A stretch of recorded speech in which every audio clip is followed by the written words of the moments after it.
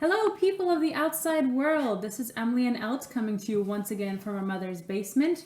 I did look up noise ordinances for our city, and I will quote that there's no formal time at which noise becomes illegal, which means that if we're too noisy at any time, we could get into trouble with the law, and I can't get into trouble with the law again. So, Oh, I totally read that differently because I thought no time meant that at any time you could be noisy. oh, I'm going to look further into this whole cymbal and drum kit thing and get back to you folks. We should call our representatives again. I think they like to hear from us. Yeah, They do. absolutely. Yeah. And we've only called them like 4 times today. We've only called them 4 times today. Yes. We should call them more. We're on a first name basis with their security, not to brag. Not to brag. It's important to have relationships with people in office. Yeah, absolutely. Yeah, absolutely. So do you Speaking of which, speaking of authority figures. Do you want to talk about the book that we're going to talk about today? Yes, we are going to talk about the Spy School series, which written by Stuart Gibbs. And I am very excited with it. I don't read a lot of middle grade. That's more Emily's thing. But Yeah. I don't remember why I picked it up. I picked it up and I'm having so much fun with it. Even though it's middle grade, so you do have to suspend belief a little bit because it's enough that, like, guess it could happen, but it can't really happen. Yeah. But it's like a lot of spy stories when things, people can all of a sudden do like martial arts. Not like real spies, but it's someone accidentally becomes a spy and they can suddenly do martial arts. And you're just like, oh yeah, because this is a spy story and that's what happens. Yeah. In general, so overall what this is about a kid. His name is Ben Ripley, and he gets picked up to go to this super secret CIA spy school. And it talks about he has a nemesis that he ends up, because there's an evil organization called Spider, all in caps lock. And they're trying to recruit him for some reason. And that's his main nemesis is Murray Hill. And there's this girl who's supposed to be the super spy who's better than everybody else, and that's Erica Hale. And I don't know, a bunch of other characters. We don't have to go into all of them now. But the reason why we kind of did have to mention that is because it talks about how from the beginning, I think Erica's about 2 years older than Ben, but he has a massive crush on her. And it talks a lot about the crushes are spoken about a lot. Just the idea of girlfriends are spoken about a lot because, that kind of pushed our romance rating to a whopping 1 because of that. Language is all clean, very middle grade appropriate. Mm-hmm. And violence is actually, we give it a 1.5 because there is talk of explosives and guns and weapons. And there's actually some references to some guys getting shot.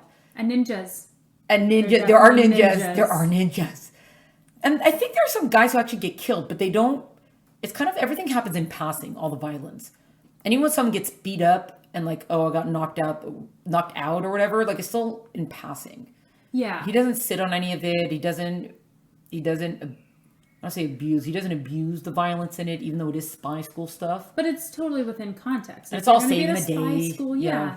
It's like a superhero movie. There are going to be explosions. There are going to be super cool punches. But that's just, you can't do spy school without some cool spy fights happening. Yeah. I just think overall it's just fun. Yeah. I think that's what I would just say about it. It's not the best literary book you're ever going to pick up. But that's the thing about middle grade. Like we were talking about before with a few episodes ago about young adult and how young adult, as opposed to adult, really sometimes makes you think and brings up these big questions of morality or what would you do in this situation. Middle grade is fun. It takes a story. It is escapism. It's a lot of times silly. And what more do you need? Especially middle grade is 8 to 12 years old. Yeah. And even though 8 to 12 is a big difference, I think an 8-year-old can read this and a 12-year-old can read this. Absolutely. Yeah.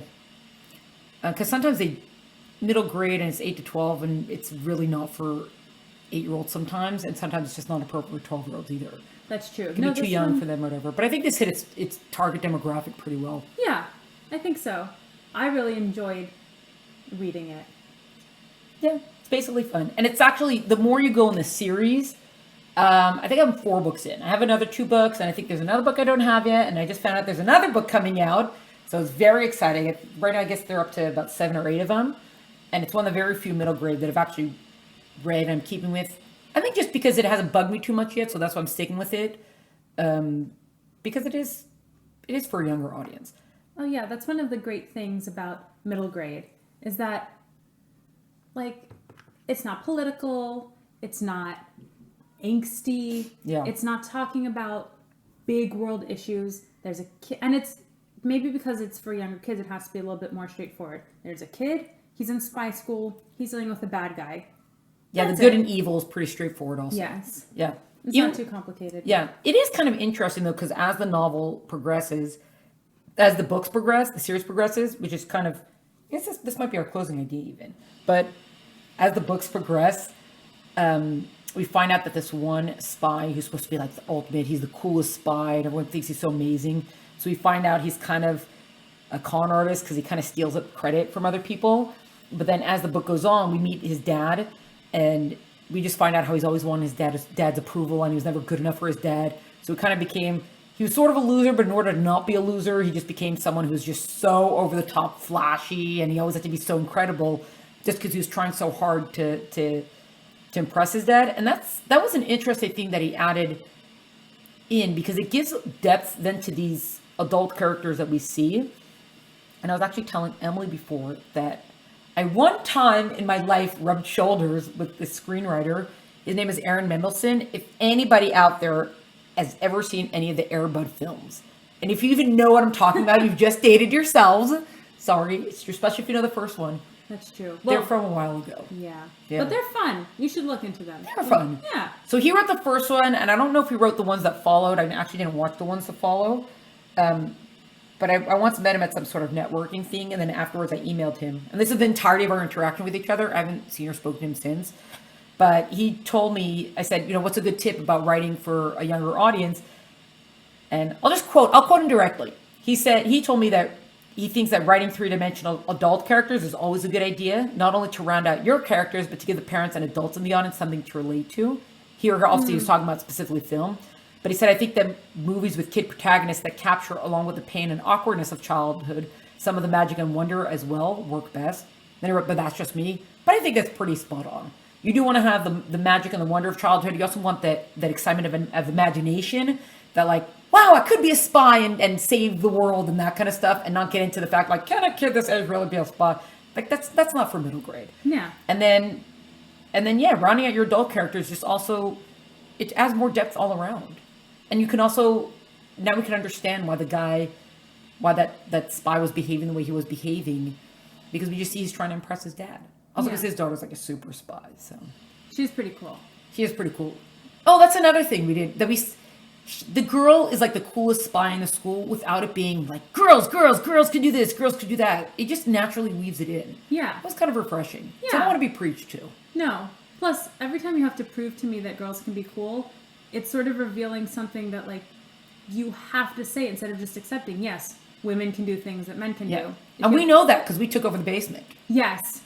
But someone is taking a shower, Mom, and you can probably hear it. So we should probably shine off because our mother likes to take really long showers. She says it cleanses her from after she hangs out with us. I don't really know what that means. Yeah. But it's probably interrupting the noise. So until next time, folks. Bye.